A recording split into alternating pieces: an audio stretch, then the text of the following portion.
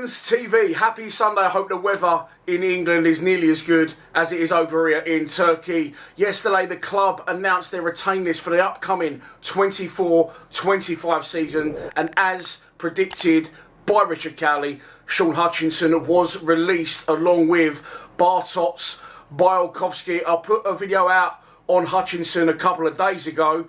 That got a lot of attention, nearly as much attention as the shirt that I was wearing during that video. And since I've seen the comments section, I've given it away to a Turkish waiter. I actually saw him washing his car a bit earlier on. But look, he is going Hutchinson. It has been confirmed. Him and Bart, a big part of things over the last 7-8 years for the club. Two club legends, in my opinion, will both be departing. Other than that, and the loanees going back, everyone else stays, which, you know, it is what it is. We do need a few players. We're expecting maybe Tanganga to come in and Zian Fleming to go in the opposite direction out of the door. Alan Nixon actually said on Patreon this morning, there you go, that we could expect bids for around £5 million for Fleming. So maybe we should have cashed in on him when we had the opportunity to do so, but we didn't, and hindsight's a wonderful thing. And I think you will see Zian Fleming leave the club this summer, and that will balance the books in the other directions to bring in Japhet Tanganga. That's, as I said, pretty much all the news. The only one that I wasn't sure about in all of that was Murray Wallace. I wasn't sure where he was with his contract situation.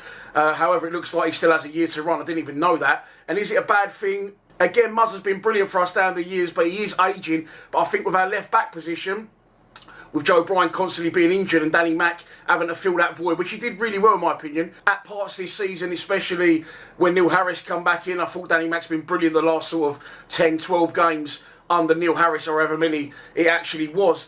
What actually it angered me yesterday was a little bit down, you know, the hierarchy, looking into the 21s, was the players released from that. And I had a little bit of a rant, which I'll look into in a minute. I'll put on the screen.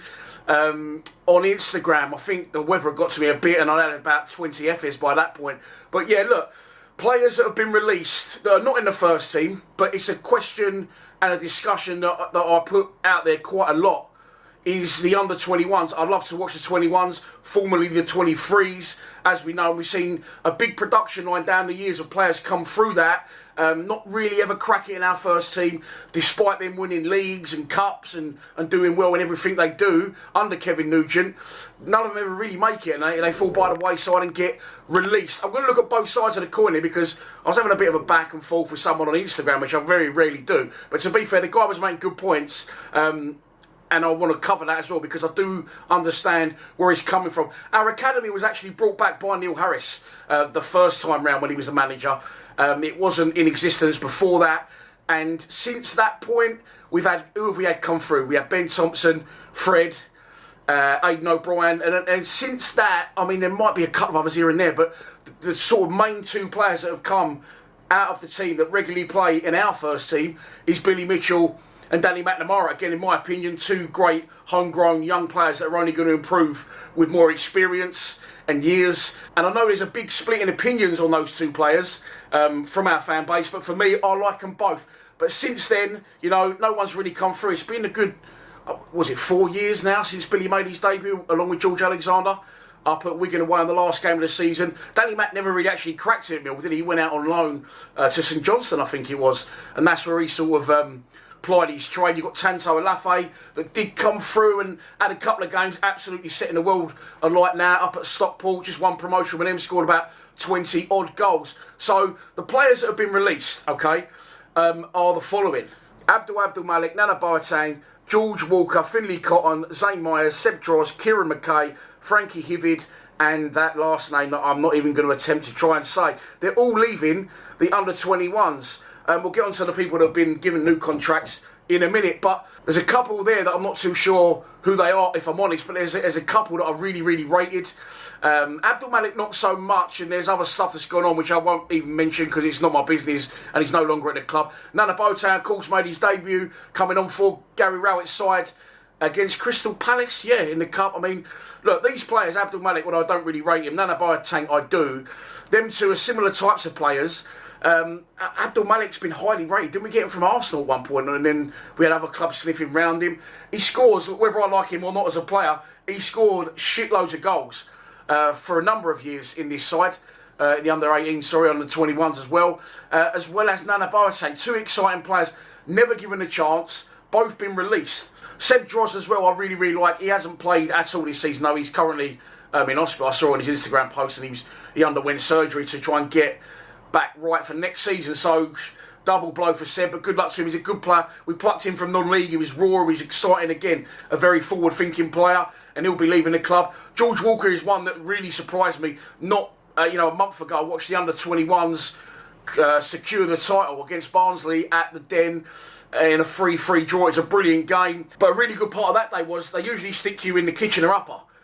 For those games. They stuck us in the lower. I sat right at the front, and obviously no crowd. You can hear everything. I mean, not only is he an exciting, pacey, good defensively, but forward-thinking right back that loves to get forward. He also captains the side, and he was really vocal that day. He was, he was dictating to people. He was encouraging people, and he just give it his all. And he's just a good player.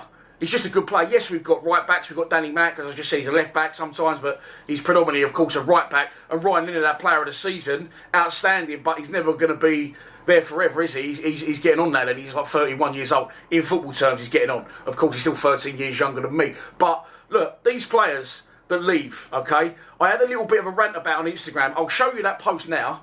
And there it is, in with the story of Hutchinson and Bialkowski. I said at this point, might as well shut down the academy. We spend years developing players, and despite them all doing well individually and the teams they play in, regularly winning leagues and getting to cup finals, none of them ever break into the first team. We've seen it happen so many times down the years, and I went on to name some of those players. As well as, obviously, the players that have been released yesterday. I also added Sean O'Brien, Hayden Muller, George Alexander, Alex Mitchell, Bessart Topoloj, Noah Chesmain to that list. Someone come back and said, what have any of those players ever done, really? And I know what you're saying. I know what the guy's saying, and I understand that. However, players that you get and you develop, if you're not trying them in that first team, I mean, during COVID, it didn't matter then, did it? And maybe might have done them a little bit better because there was no fans there to get on their back, no crowd. We had John Danny Bavardson playing up front. Bradshaw on the bench, by the way, under Gary out for a long, long time there. But we had Bavardson starting, in the side there. Would it have hurt to try George Alexander at that point? If you leave it another 2 years and he realises that no matter what he does in that youth team, scoring 25 odd goals a season, he's not going to get his chance. That's going to have an effect on the players' mentality and their confidence, and they're probably thinking, I'm just never going to get a fucking chance here, which players predominantly don't. I mean, I understand we're a club where we're never going to be, comfortable. If we're 13th, like we finished this season, with 10 games to go and we can't go down, then there's no reason why we shouldn't give those players a run. We are a club that we know struggle budget-wise to compete in this division. So what's the point in the academy if we're never, ever going to give these players a chance? Yes, I understand that they've gone on and some of them are playing in Ireland, some of them are playing for Bromley, some of them are probably not playing at all. But I just think that process where they've been at Millwall for that fucking long is just not good for them. Maybe get them out on a few loans. I know they do that. They send players out to National League sides.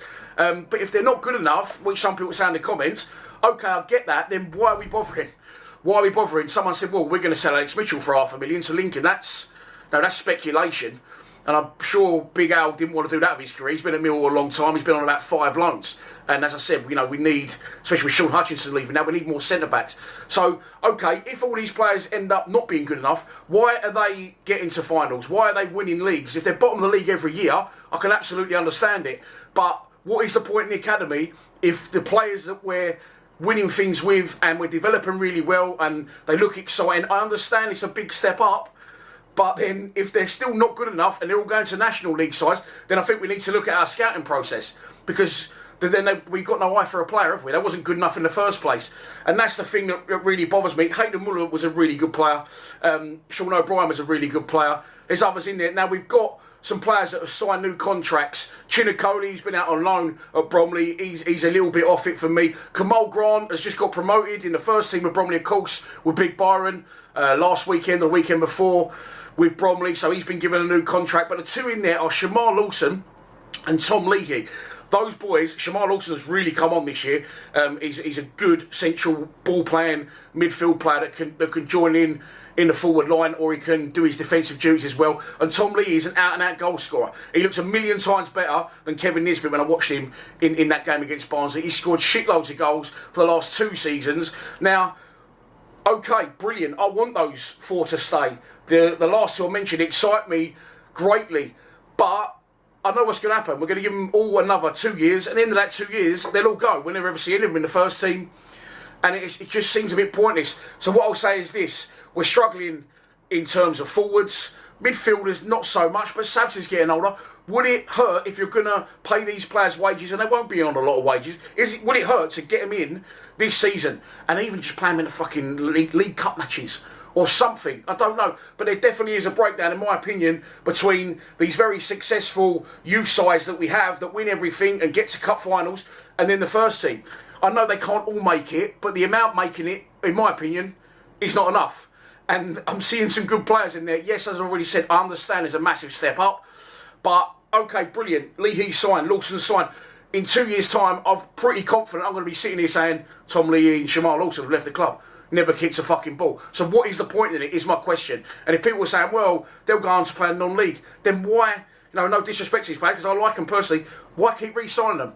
If they're 19, 20 and you can't see that there could be a player in there, 14, 15, 12, 10, I understand. Kids of that age can develop. If they're not anywhere near the level now, then why re-sign them?